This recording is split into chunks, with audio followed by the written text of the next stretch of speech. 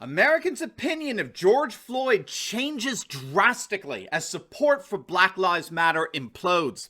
In this video, we're going to take a look at the dramatic shift in opinion over the whole George Floyd incident, what appears to be behind this shift, and why BLM is fast becoming the most unpopular it's ever been. You're not going to want to miss this.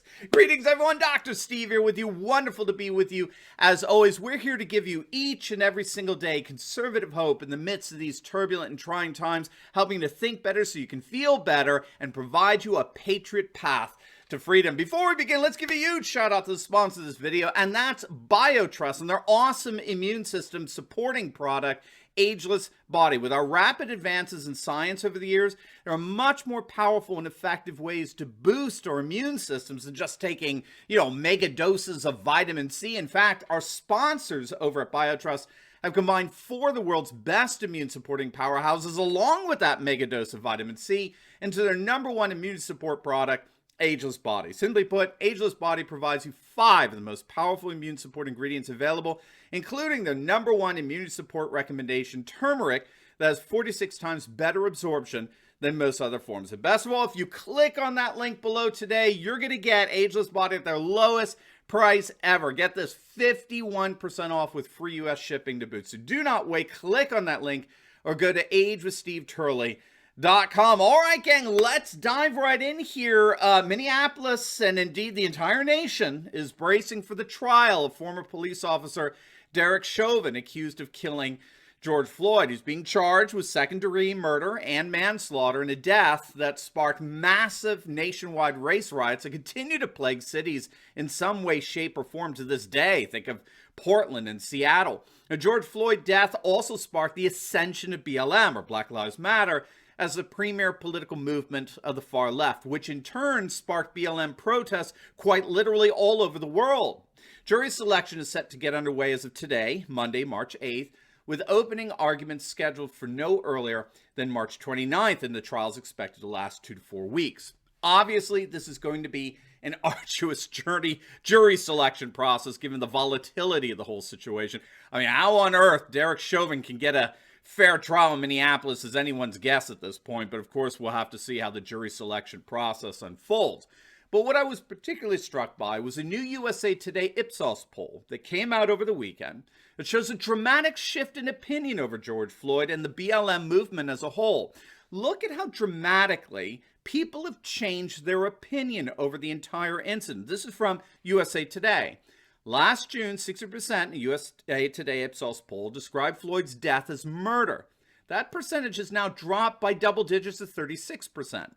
Uncertainty has grown about how to characterize the incident caught on video when Chauvin held his knee on Floyd's neck and ignored his protest that he couldn't breathe. Last year, 4% said they didn't know how to describe it. That number has climbed to 17%. Now, why such a drastic change of opinion? What happened? What accounts for that?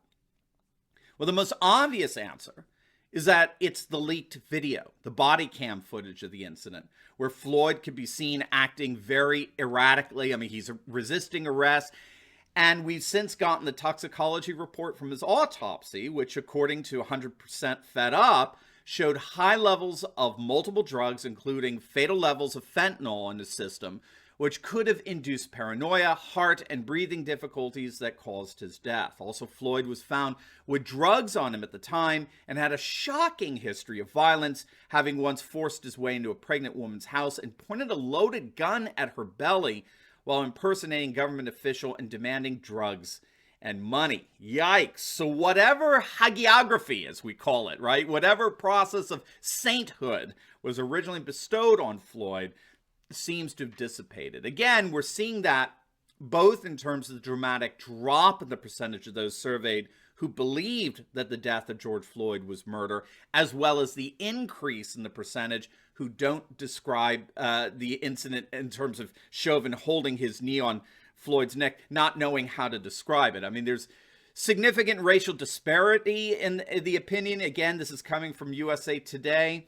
Nearly 2/3 of Black Americans, that's 64%, view Floyd's death as murder, but fewer than 1/3 of whites, 28%, feel that way. So white Americans are more likely to describe it instead as the police officer's negligence, 33% compared with just 16% of black respondents. So obviously the racial tensions that erupted over the course of last summer continue here with the start of the trial. But what we can also see on the political landscape is what's really nothing less than an implosion of support for BLM, the Black Lives Matter movement that ascended to such political heights during the George Floyd race riots. While Black Lives Matter continues to be touted by the mainstream media as a movement beyond reproach, seeking solely to bring about social justice and end systemic racism, it seems that more and more of the American population no longer shares that assessment of this movement. Now, before we get into that, if you are looking for an encouraging and hopeful alternative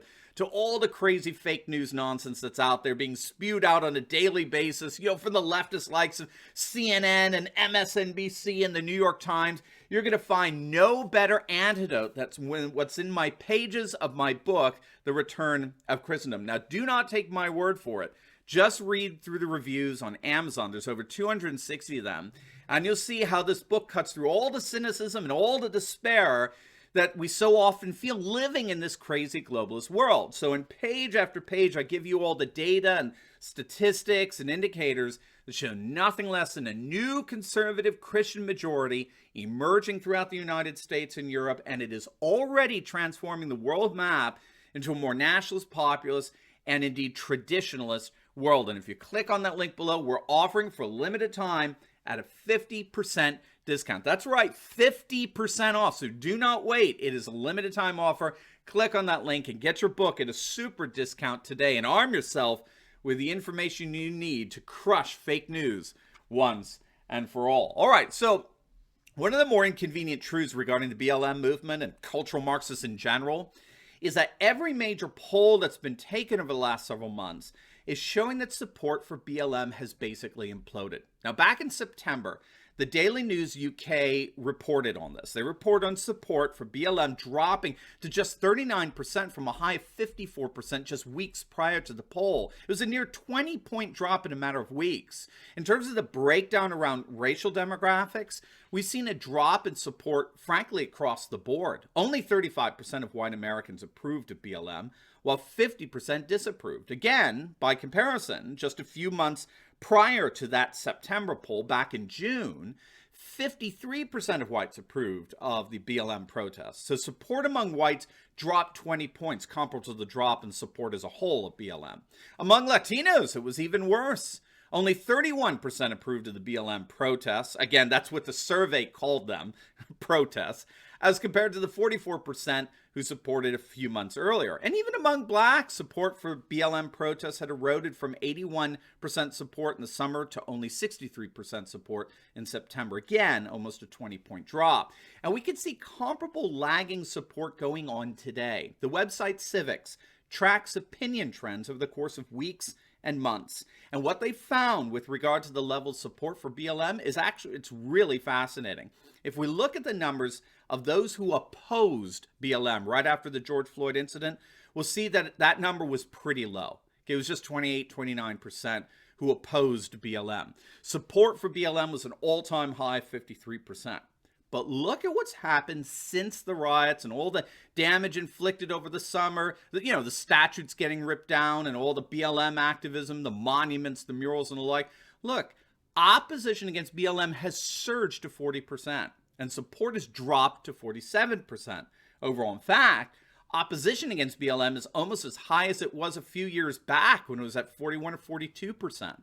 But then check this out. This is very, very interesting, and I think it gives us a better sense of what's really going on behind all the nonsense that's spewed out 24/7 by the fake news media. Look at this. This is a graph of white support and opposition towards BLM.